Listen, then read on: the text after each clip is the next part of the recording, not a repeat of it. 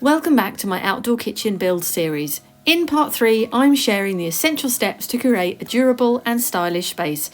I'll share the importance of proper preparation and priming for your outdoor kitchen backdrop, what I use to paint, and how to design and build your own units on a budget of under £30. Subscribing to my channel is free, it really supports my content, so let's get started on building your dream outdoor kitchen.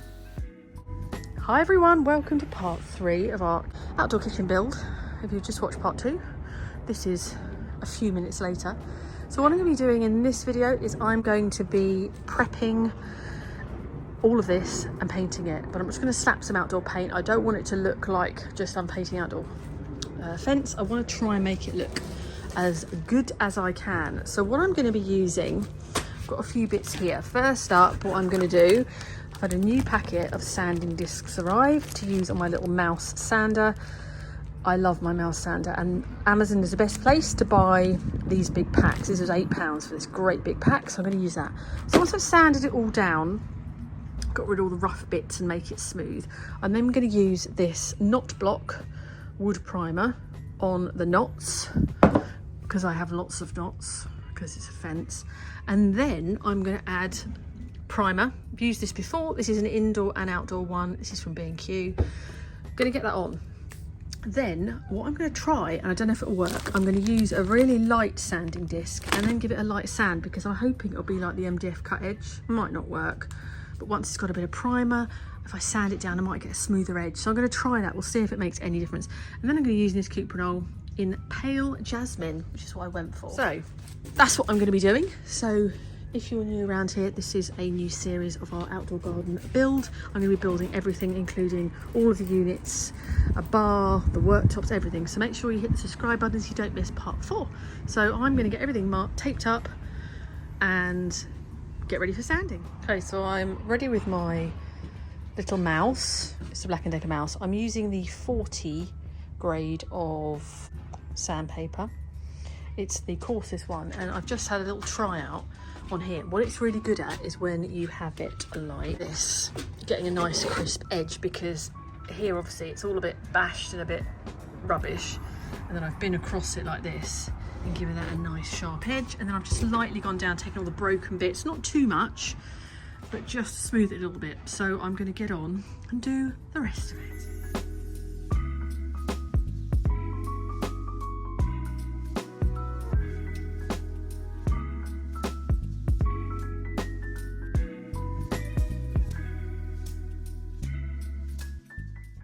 So it's the morning after, and I went round and I painted all the knots. I just about had enough. I did start to run out, so down the back here is a little bit fainter, and I couldn't do the bits there, but that's kind of a big unit in front of it. So that's all dry, fairly easy to go on. Now I'm going to be doing some priming. So I'm now going to put some of the primer on. This is the one I'm using. This is from B&Q. It's for exterior primer, and I think it's going to drink it in. So I'm going to get some on and we'll see. It's going to dry quite quickly because of the weather, but I'm definitely going to add a good amount of prime, and then I'm going to try my trick to make it super smooth. So I'm going to get it on. I'm using a brush here. Quite like these big chunky ones, so let's get some on.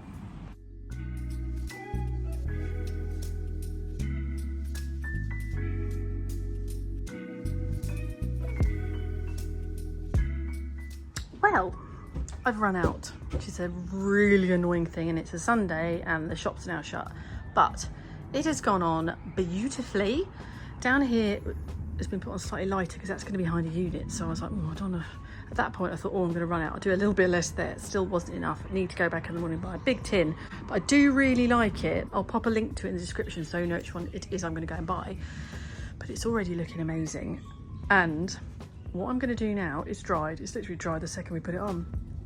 Is I'm going to use my little sander, and I am going to find a spot that's dry, like this rough spot here, and I'm very lightly going to sand it just gently to see if it smooths it down like it does with the MDF and just takes off these little flecky bits, and then that'll be a really smooth base for me to put the paint on.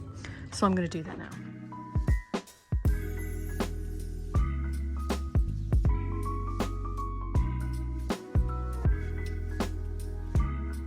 actually works. On my sander, I used the toughest one. I've now got the lowest sanding done. This bit, it is smooth, it's worked. So the primer is soaked in really nicely, and then just that light little sand is so much smoother. That's still really rough, and that you can't see, it's much smoother. I'm really happy. That literally there is shiny there. So much better, so it works. So I'm hopeful that, the paint will go on much nicer. That's good. So I'm gonna get on and I'm gonna give it all a light sand.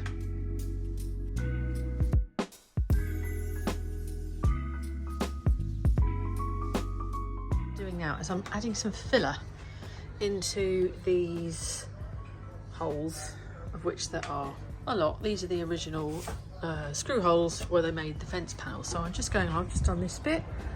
Just going to go around, give it a good fill while I stop my arm shaking. So you can see where I've kind of sanded this little bit. We'll do that bit next. So I'm just using a polycell exterior filler.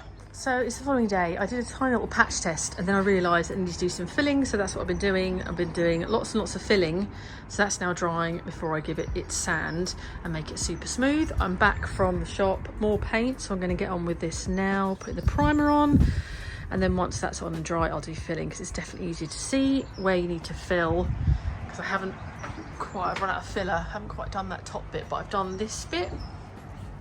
And it's looking so much better. So I'm going to carry on and get this lot primed.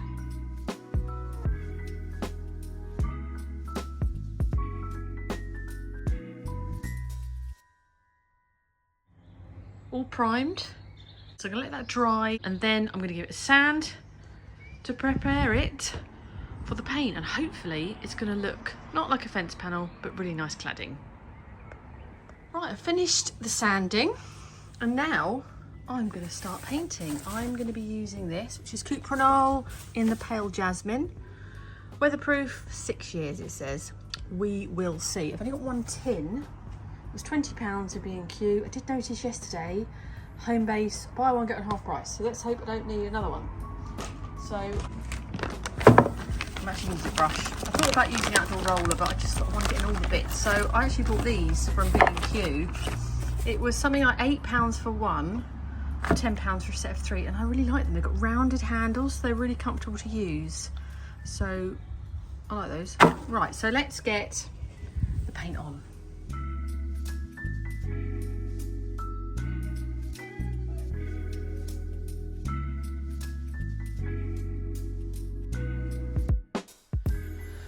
So here it is, all dry, all done. Pretty happy with that. This middle bit obviously is a little bit annoying, but when they build the fence panels, they match perfectly top and the bottom, but they're not always identical when they go across. But never mind, there's going to be a great big barbecue in front of that, so you're only going to see that top piece, that's fine. So what I'm going to do now, with my fantastic wood that I bought, I'm going to make this unit, which is 120 by 60. And I want to make this first to check it's secure and I like the way I'm building it. I've worked out it's going to take 6 pieces of this wood. And the wood was £5.97 a bit, so I think that's about £33. Got all the pieces using my fantastic machine.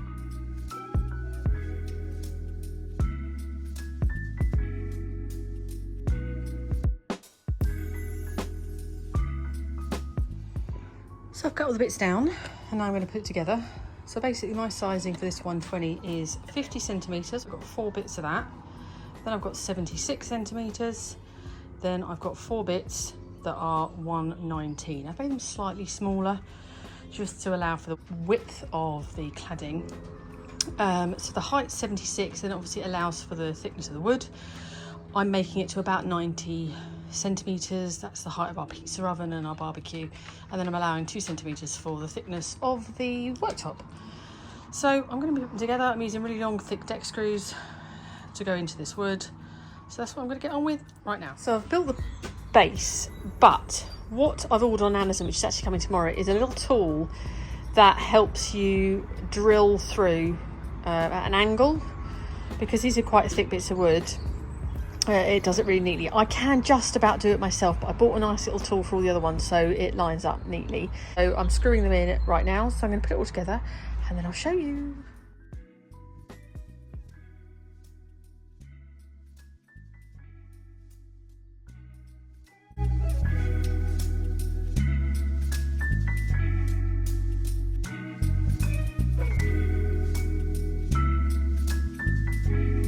So that's all built. I'm actually going to be building another unit straight away. Similar design, but this is where our double fridge is going to go. So it's going to be slightly different. So I thought, I've got the wood, I've got enough, so I'm going to get on with it now.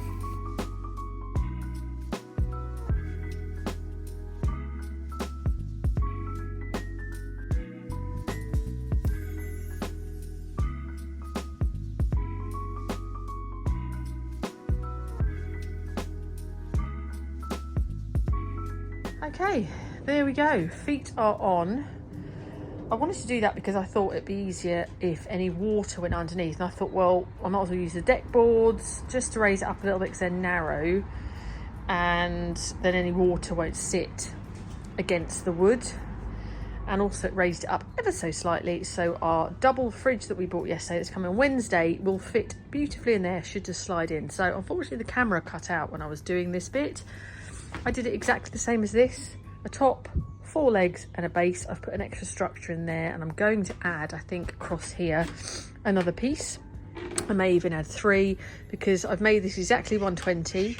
No, it's actually slightly less than that. It's about 118, so I've got a slight overhang with the top, which are 60 by 60.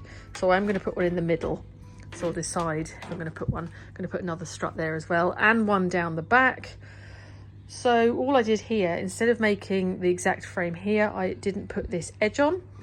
And then all I've done here is I've added on the bottom an extra piece there and then an extra piece at the front. So this will mean it'll be easy to clad. So the double fridge is going to go, should just slide in. And also raising it up meant that we have got a little gap at the top as well. What I might do is put a little air vent at the back as well for the clad fridge. So that's that. So I'm exhausted. I've only got 5 bits left for the wood. Now this is going to be a little bit tricky. I'm going to end the video here, but this bit here, what I'm going to do is, this is the biggest one, so that's 120. This is going to be 180, and I'm actually going to make a slight dip back so you can put some stools against it, and there is a little bit of room for your legs. So that's going to be a little more complicated, so I'm going to do that.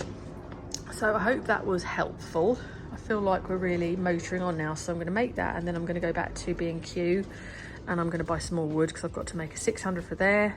And then I've also got to build the surround because that's having a door. This is also having a door that's arriving next week, so I'll also be in the next video building the surround, put the silver door on. The barbecue's the pizza oven's going there, and then I'm going to be building a base with a big green egg and 2 more 600 units. But this is going to be trickier. And what I'm also going to be doing as well on the next video is the back here, because the depth of the barbecue is deeper than this, and also we have to allow for the lid to tilt back. It has to be set forward a little bit, but I'm actually going to build a little frame here that comes up to about here. So there's a back to this kitchen, and then I'm going to be building a frame to display things on the back as well. So I've got a nice little bit of space there just to build a little frame that goes at the back. I'm going to get that done, and I may do a small one over here, or I may not bother because that's where the pizza oven goes, so we might do something different. But certainly for here, I wanted to make a little sort of feature area there across there. So I'm not going to screw anything to the ground until I've built them all and made sure that we can fit in, because it's a little bit tighter here with the pizza oven on the slant. That's got to fit perfectly, and then I've got to adjust. The big green egg is 55 centimeters wide, so that's what's going to go there with 2 cupboards. I can make them smaller, and I'm going to actually put logs in there. It's going to be a log store either side, so I've got a bit of flexibility. But I'm going to build this bit first and then go around, but I'm going to start that on the next video. So thank you very much for watching. Do hit the subscribe button so you don't miss the next part. Thank you very much for watching, and I shall see you on the next video.